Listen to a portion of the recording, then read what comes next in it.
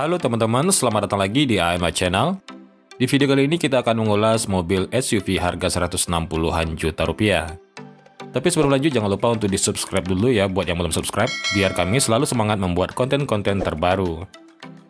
Tanpa basa-basi langsung saja, pilihan mobil yang pertama adalah Volkswagen Tiguan 1,4 TSI Highline Blue Motion transmisi matic tahun 2013. Kalau teman-teman ingin merasakan compact SUV yang sangat fun to drive alias responsif, sigap dan kencang dengan harga yang relatif terjangkau, Tiguan bisa menjadi pilihan yang paling masuk akal. Berbagai fitur pun disematkan untuk menunjang keasikan berkendara tersebut. Mulai dari fitur interior yang sangat banyak dan fitur keselamatan mewah yang sangat lengkap yang belum dimiliki pesaingnya. Dia memakai mesin 1390cc 4 silinder 16 katup TSI Twin Charger, tenaga maksimalnya 150 horsepower dan torsi maksimalnya 240 Nm. Transmisinya DSG 6 speed dan berpenggerak roda depan. Fiturnya dia sudah dilengkapi dengan headlamp proyektor halogen dan DRL, rem ABS plus EBD plus BA dan downhill assist control, all auto power window, retractable mirror, MID sudah full TFT LED, 6 buah airbag, tilt dan telescopic steering, audio steering control dengan bluetooth teleponi dan voice command, auto headlamp dan auto wiper, head unit monitor, AC analog dengan arah semburan lengkap dan heater, electronic stability control, spion tengah auto dimming, electric parking brake dengan auto hold, konsol tengah dengan armrest, dan laci penyimpanan di bawah kedua kursi depan. Di baris kedua, dia sudah punya meja piknik, kisi-kisi AC, power outlet, dan armrest dengan cup holder.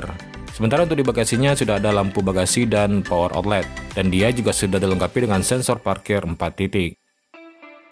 Menurut kami kelebihan dari Tiguan ini adalah tarikan awalnya sangat galak, handlingnya tergolong stabil, feedback setirnya sangat akurat dan mantap, ruang kabinnya cukup luas, dan fitur keselamatannya sangat komplit. Sementara untuk kekurangannya menurut kami adalah startup mesinnya agak kasar. Untuk putaran atasnya biasa saja, terbukti 0-100 km/jam cuma 9,5 detik saja, rata-rata di kelasnya. Transmisi DSG-nya kurang nyaman dipakai dalam kota, tapi lebih awet dibandingkan yang DSG 7 speed, karena ini modal weight bukan dray ya teman-teman. Untuk bantingan suspensinya cukup keras, pengeremannya kurang akurat, kursi belakangnya posisi duduknya agak tinggi dan senderannya terlalu tegak walaupun bisa di reclining beberapa step. Bagasinya terkesan sempit karena bagian kiri kanannya rata tidak cekung seperti bagasi mobil pada umumnya. Nah, untuk konsumsi BBM-nya dalam kota sekitar 7-9 km per liter dan luar kota sekitar 10-12 km per liter. Sementara untuk tolnya sekitar 15,3 km per liter. Volkswagen Tiguan 1,4 TSI Highline Blue Motion transmisi matic tahun 2013 saat ini bisa didapat dengan harga terendah sekitar 163 juta rupiah dengan pajak per tahun sekitar 5 juta rupiah. Pilihan yang kedua adalah Toyota Rush tipe STRD Sportivo transmisi matic tahun 2015. Ini adalah Toyota Rush yang masih menggunakan basis model awal, tapi beberapa part bodinya tidak bisa lagi plug and play dengan model awal. Contohnya lampu depannya yang sudah punya desain yang berbeda. Rush akhirnya melakukan banyak sekali ubahan pada model ini. Tidak hanya eksterior, interior dan fiturnya pun sudah yang paling lengkap. Yang jelas ubahannya ini membuat Rush jauh terlihat mewah, elegan, dan maskulin. Cocok sekali buat teman-teman pecinta SUV RWD atau yang tidak suka dengan Rush terbaru yang sudah menghilangkan konde yang menjadi identitas Rush sebenarnya. Tapi untuk mesinnya masih sama ya teman-teman, yaitu 3SZ VE 1500cc 4 silinder VVTi, tenaga maksimalnya 109 horsepower, torsi maksimalnya 145 Nm, rasio kompresinya 10:1, transmisi sudah matic 4 speed dan berpenggerak roda belakang. Fiturnya sudah sangat lengkap, diantaranya adalah lampu depan dengan proyektor halogen, corner sensor, rem ABS plus EBD, interior sudah full black, electric retractable mirror, defogger belakang, head unit LED monitor, AC double blower tapi masih belum punya arah semburan lengkap ya teman-teman, audio steering control, dual SRS airbag, setirnya sudah dilapisi kulit, pengaturan kursi driver lengkap, vanity mirror kiri dengan lampu, konsol tengah, tempat kacamata, kursi 3 baris, dan bannya sudah model two-tone polish. Kelebihannya sudah pasti desainnya semakin mewah dan semakin gagah ya teman-teman. Mesinnya bandel dan mudah dirawat, fiturnya sudah jauh lebih lengkap, desain interiornya sudah diperbarui jadi lebih modern, dan dia masih mempertahankan identitas awalnya yaitu masih berkonde. Dan tentu saja berpenggerak roda belakang, di mana ini sangat cocok untuk semua kontur jalan di Indonesia yang rata-rata masih banyak jalan ekstrimnya. Sementara untuk kekurangannya, mesinnya rada lemot di kecepatan tinggi, handlingnya masih limbung, suspensinya mental-mentul tapi bukan keras juga ya teman-teman. Kaki-kaki depannya lebih ringkih dari Avanza. Suara trafik teredam dengan baik, tapi suara mesin masih berisik masuk kabin. Ruang kabin paling belakang sempit, radius putarnya tergolong lebar, dan BBM-nya masih kalah hemat dari SUV berpenggerak roda depan di kelasnya ya teman-teman. Untuk konsumsi BBM-nya sendiri sekitar 10-11 km per liter dalam kota, dan 12-14 km per liter luar kota.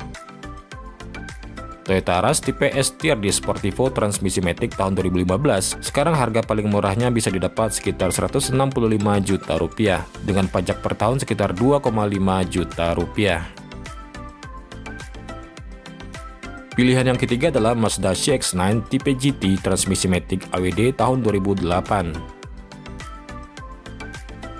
Mazda CX-9 diperkenalkan pada acara New York International Auto Show tanggal 13 April tahun 2006.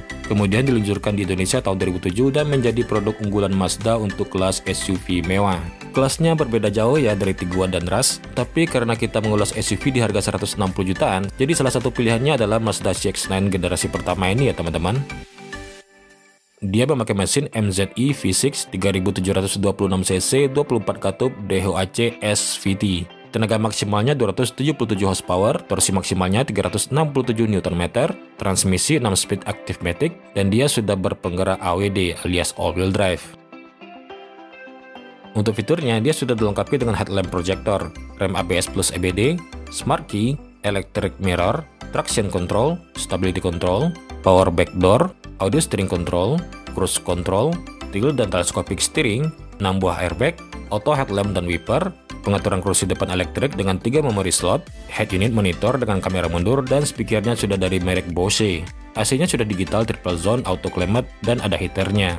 Heater seat untuk penumpang depan, sunroof, eye active sense yang berfungsi sebagai sinyal untuk menghindari tabrakan, armrest belakang dengan laci dan cup holder, sensor parkir 4 titik, rem cakram depan belakang, dan dia sudah dilengkapi dengan muffler dengan model trapesium.